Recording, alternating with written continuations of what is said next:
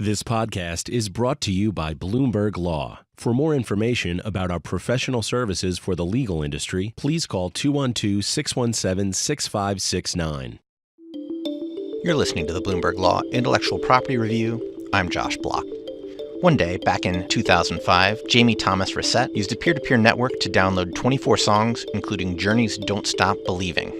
Around the same time, Joel Tenenbaum was doing the same thing with Beck's Loser and 30 other songs. After copyright infringement trials against both, juries awarded $1.5 million in damages in the first case and $675,000 in the second. Coming up, we'll look at the open question of whether the jury awards in these peer-to-peer file-sharing actions are unconstitutionally excessive.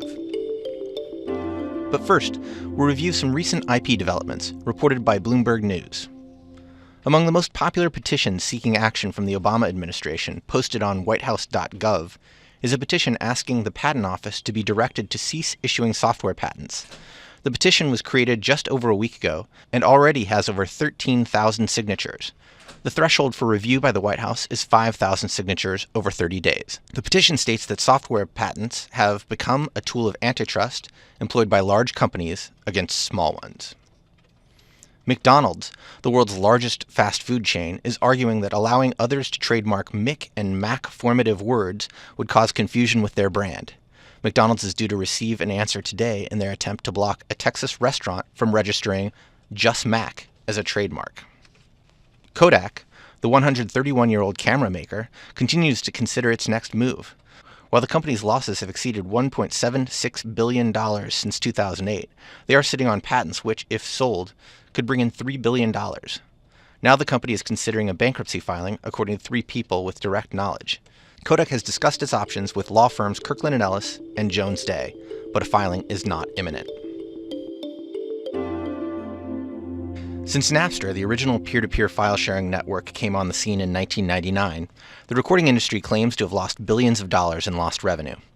To combat copyright infringement, record companies first sued the file-sharing sites. Then they pursued consumers. Most identified consumers paid fines to avoid court action. Two individual defendants have instead gone to trial. The jury awards against the defendants have been large, and the question remains whether or not they have been unconstitutionally excessive. I'm joined now by Michael Dunn, an editor of Bloomberg Law's Intellectual Property Law Report. Michael, will you set up these cases? What happened in the Tenenbaum and Thomas-Rasset cases?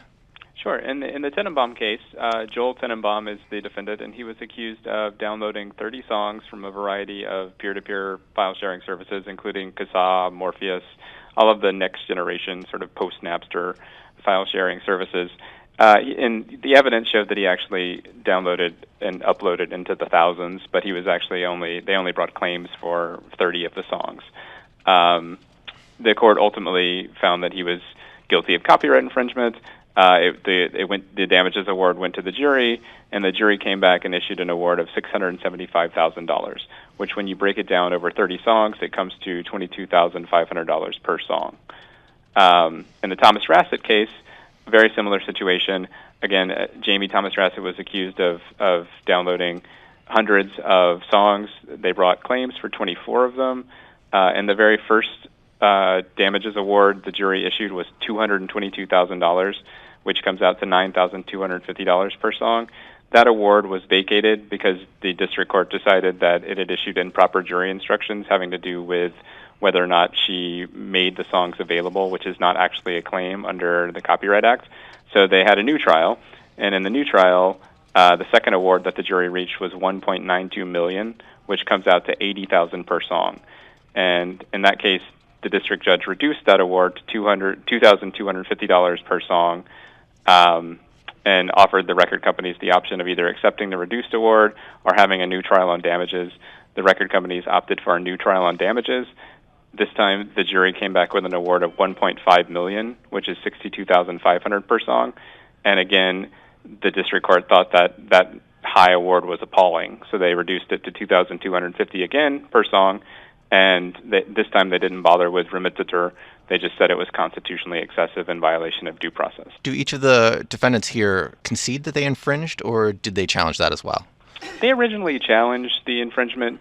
Some of them said that there was no evidence of who actually did the downloading. It could have been, in Thomas-Rasset's case, it could have been her children or her children's friends. In Joel Tenenbaum's case, he actually said it could have been his siblings, or it could have been a foster child that was living with them, or it could have been someone who broke into their house. But I think ultimately, over the course of the trial, both of the defendants ended up acknowledging that they had actually downloaded the works in question. The jury's awarded $1.5 million in one, or at least that's where we are now in one case. In the other case where we are now, it's $675,000 in the other. Ultimately, the question that I think everyone is interested in is whether or not such large jury awards are unconstitutional. Where are we in each of these cases with settling that question? I think that is the question that everyone is looking at these cases to resolve. In the Tenenbaum case, the district court, the award there was $675,000 or $22,500 per song. The district court found that award to be shockingly high, so they reduced it and basically said it was constitutionally excessive in violation of due process. That reduction was appealed to the First Circuit, and the First Circuit just recently issued an opinion reinstating the original award. But notably, the First Circuit didn't say that it was correct or that it wasn't constitutionally excessive. What they said was that the district court didn't follow the correct procedure. In other words, the district court should have reduced the award and then given the record companies the option to accept the reduced award or have a new trial on damages, and they didn't do that. So instead, they skipped right to the constitutional issue, which violates a lot of principles that have to do with constitutional avoidance, avoiding constitutional issues if you can in any way, shape, or form. So the First Circuit basically said procedurally the district court's decision reducing the damages was defective, but they didn't opine one way or the other on whether or not the award itself was justified. Now, the Thomas-Rasset case is a lot closer, I think, to answering for once and for all the question of whether these types of awards under the Copyright Act are unconstitutional, because in the Thomas-Rasset decision, the district court actually followed the proper procedure. They actually reduced the award and gave the record companies the option of a new trial, and only after the second award came back with the same sort of astronomical figure did they find it constitutionally excessive. Notably, though, the Copyright Act, 17 U.S.C. 504, actually spells out what the statutory damages ranges are. It gives a plaintiff for claiming copyright infringement the option of either pursuing actual damages or pursuing statutory damages. And for non-willful statutory damages, the Copyright Act spells out a range of $750,000 to $30,000 per infringement. And for willful infringement, it spells out a range of $750 to $150,000 per infringement. So all of these awards, even the highest one that was granted, are within that statutory damages range. So the plaintiffs, the record companies, have their argument. Can you give me a little bit more on the constitutional argument that the defendants would make here? Sure. The analogy is to typically to the punitive damages area, where there's a lot more developed case law that basically says you can't have punitive damages that are astronomically out of whack with what the actual damages or the compensatory damages are. There's also a line of cases, the most famous one being a case called Williams, where the Supreme Court actually ruled on whether or not a statutory damage award that is incredibly high can be constitutionally valid. And in Williams, the Supreme Court said that it can be, but there are still instances where a statutory damages award can be so disproportionate to the offense that it's obviously unreasonable under due process. So, in addition to a dispute over process, the Thomas-Rasset and the Tenenbaum courts have actually taken different approaches as to what the appropriate standard is for determining whether a statutory damages award is constitutional or not. In the Thomas-Rasset decision, they relied on Williams, which is the traditional statutory damages case, and they said even under this lenient standard that the Supreme Court enunciated in Williams, which says it has to be so severe and oppressive as to be wholly disproportionate to the offense and obviously unreasonable, they said that in that case, that standard was still met. They said an almost $2 million award for infringement of 24 songs met that standard. So even under that lenient standard, it was still constitutionally excessive. In Tenenbaum, the district court actually opted not to use the Williams standard and said the better standard is a more recent Supreme Court precedent for a case called Gore, BMW v. Gore, in which it was about punitive damages. So they applied sort of the principles of punitive damages to statutory damages. So with Tenenbaum, the case has visited the circuit. It's been sent back down because they did not deal with remittitor.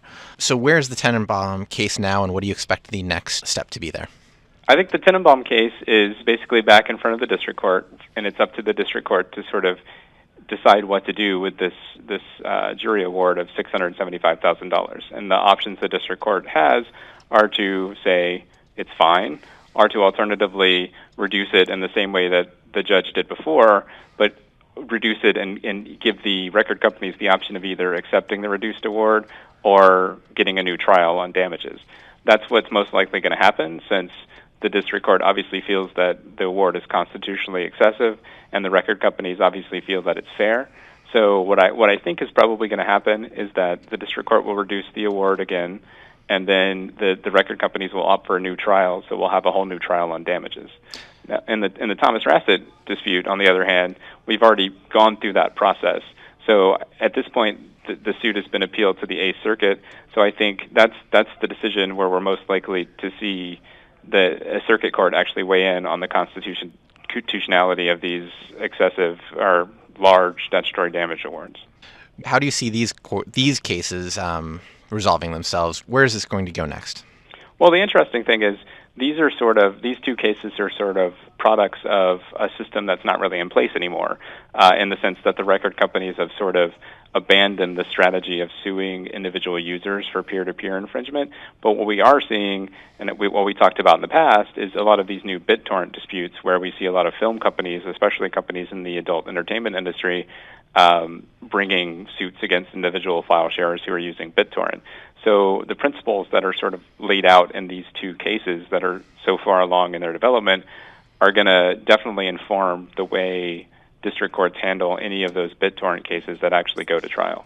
Do we have anything from either circuit that tells us, that informs how they might rule on the constitutional issues here? Unfortunately, we don't. It's a fairly novel question.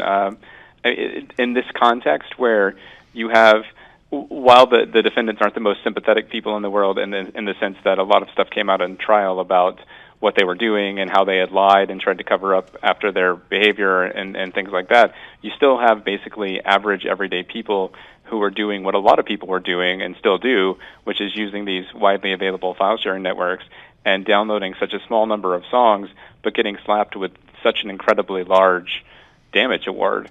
It's fairly unprecedented, and I think that's why it's getting a lot of discussion under the Copyright Act right now. And the circuit court in Tenenbaum, in their decision, signaled to Congress, will you weigh in? Do you expect Congress to weigh in? Do you expect the Supreme Court to eventually take this up? I don't expect Congress to weigh in because the last, 20 years or so have shown us that I think Congress is more willing to step in on behalf of the entertainment industry and those types of companies than they are on behalf of consumers with respect to copyright law. Now, as far as whether the Supreme Court will weigh in, I think that will depend on what the outcome is in the circuits. If the Eighth Circuit does find these damages constitutionally excessive, then I think it is going to set up a Supreme Court intervention, because we're going to have basically a core tenet of the Copyright Act being held to be constitutionally excessive in certain instances. That's Michael Dunn. You can read the Law Report article about this case, along with the opinion, the complaint, and other court filings at BloombergLaw.com. We'll post a new podcast each Tuesday. Until then, thanks for listening to the Bloomberg Law Intellectual Property Review.